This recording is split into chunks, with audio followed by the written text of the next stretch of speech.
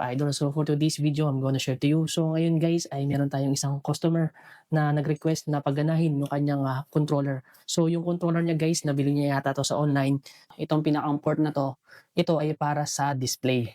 Ayan, kung makikita ninyo, iba-plug niya lang din naman siya.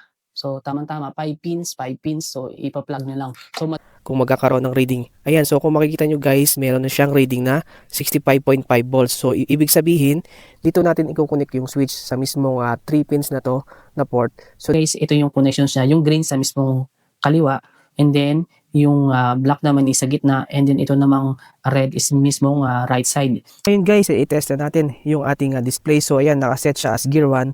So ayan, kung makikita ninyo, ayan, press na natin yung throttle. So ayan, nasa pumapalo na yung display natin ng 16 or 18 kilometers per hour. Gear 2, ayan, and then gear 3. So ayan, kung makikita nyo guys, umaandar na yung ating motor. So it means good condition yung ating controller and then yung display.